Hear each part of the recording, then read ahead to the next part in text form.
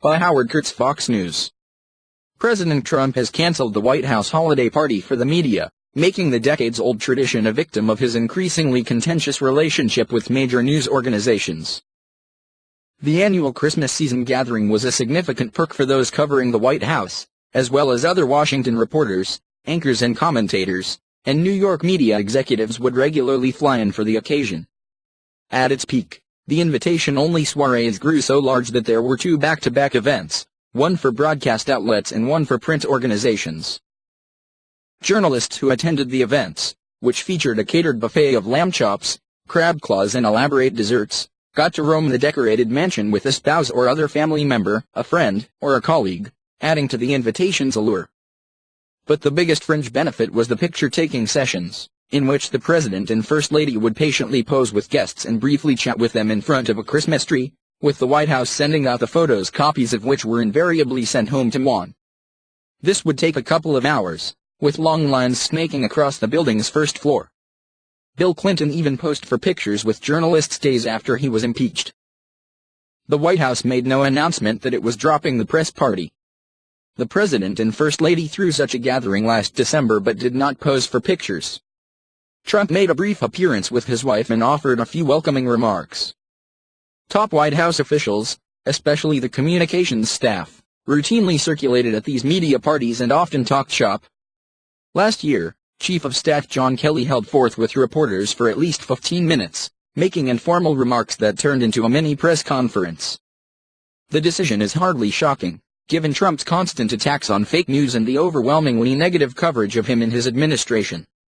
In recent weeks, the White House pulled the credentials of CNN's Jim Acosta after he refused to give up the microphone at a news conference and restored his pass only after the network filed a lawsuit. Trump has also twice refused to attend the White House Correspondents' Dinner, a Tony Media Awards dinner attended by every president since Richard Nixon. While dropping the media party, the White House is in the midst of a full panoply of other parties this holiday season. Selected media people generally favorable to Trump, including a few Fox News hosts, have made those guest lists. When Democrats have been in the White House, more liberal commentators have gotten invitations, while more conservative pundits have shown up during Republican administrations. Some critics questioned whether those who cover or comment on the White House should engage in such socializing, but few turned down the invitations. Many Trump supporters who view his coverage as unfairly harsh will undoubtedly welcome the president's decision to exclude the media establishment, at least for this year.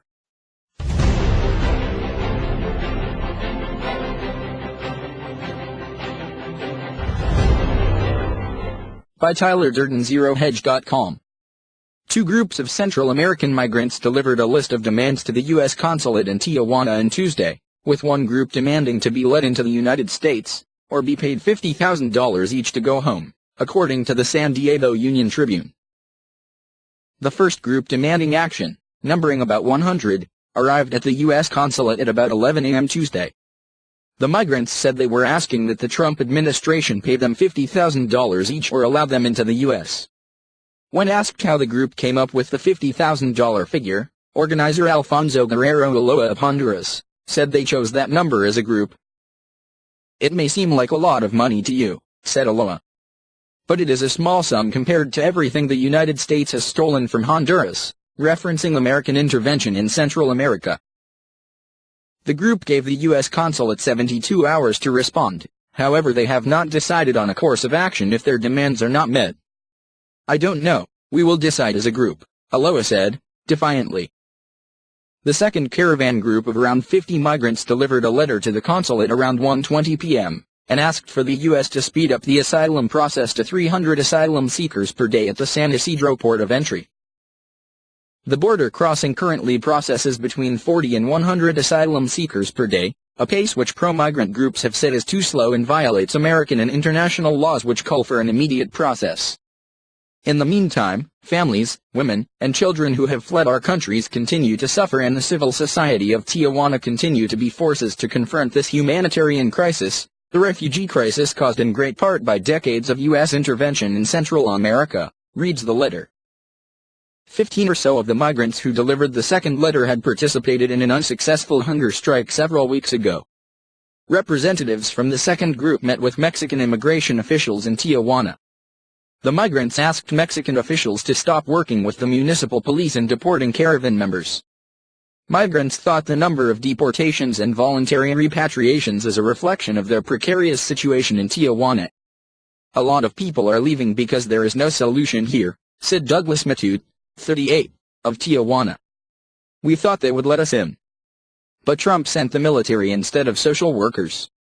SD Union Tribune. Caravan member Cocotil Castillo told the Tribune that she has not been given a time frame for when the U.S. will respond.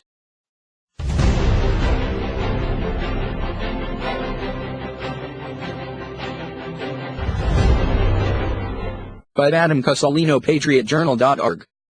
The Caravan gives Donald their ultimatum. They won't like his response. "Seems like these migrants are more delusional than we thought. They expected to just march right into the U.S. and be given jobs, houses, and money. That didn't happen. Now a group of them made one of the most outrageous demands to Trump I've ever heard.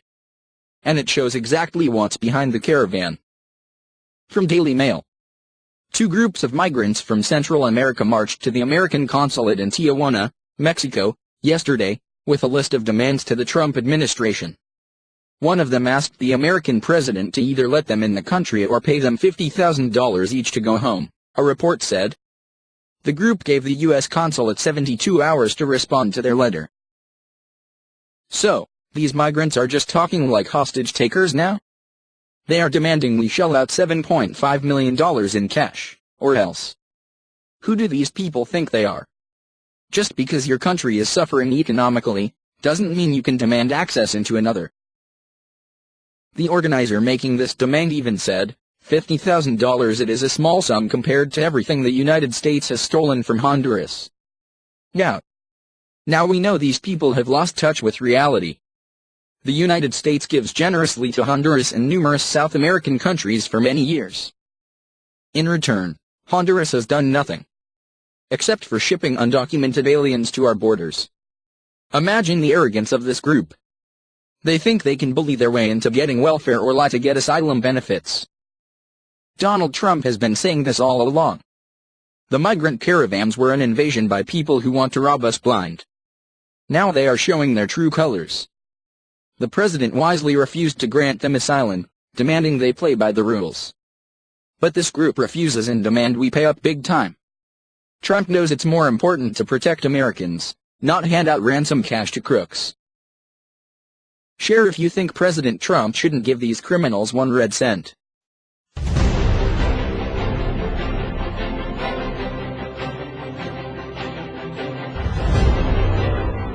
First Lady Melania Trump made one little girl's dream come true Tuesday afternoon, at the annual Toys for Tots Joy Drive at Joint Base Anacostia Bolling, outside Washington, D.C. The annual drive is hosted by the United States Marine Corps Reserve and is regularly attended by the First Lady in recent administrations. Toys for Tots distributes new toys to needy children around the country. The charity is often supported by the military and law enforcement. The First Lady delivered brief remarks to a hangar full of children and their enlisted parents on the military base.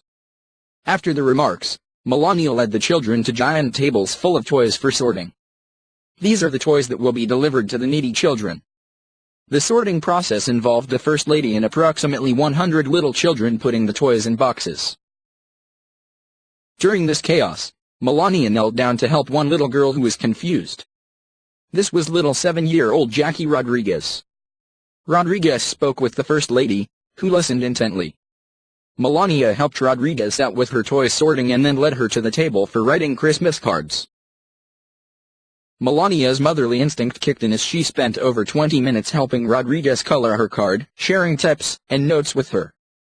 Rodriguez was clearly thrilled. Speaking with the Daily Caller after the event, Rodriguez's parents, Navy Captain Jose Rodriguez and Nancy Rodriguez, said it was a dream come true for little Jackie. She has been waiting for this day, Nancy said, tears in her eyes. She has been talking non-stop about meeting Mrs. Trump. This is her Christmas dream come true. Mr. Rodriguez, a decorated military man, said he was stunned and amazed watching the unexpected attention the First Lady paid to his daughter. A crying Jackie stood beneath us, clutching a drawing and wiping tears from her eyes. She's crying because the Mrs. Trump is gone, Nancy explained. Nancy asked Jackie to spin around her treasured drawing she was holding tight. She noted that as a parting gift, Melania had given her daughter the drawing she had made. According to the Office of the First Lady, that's not all she gave. The First Lady will be gifting 100 books to the Toys for Tots literacy program. Since starting in 2008, the program has distributed over 39 million books to less fortunate children, helping to reduce the illiteracy rate among children. Mrs. Trump will also be giving the best totes filled with a coloring book and White House candies to all the children that will be helping out at the drive. I asked Jackie if she wanted anything else for Christmas.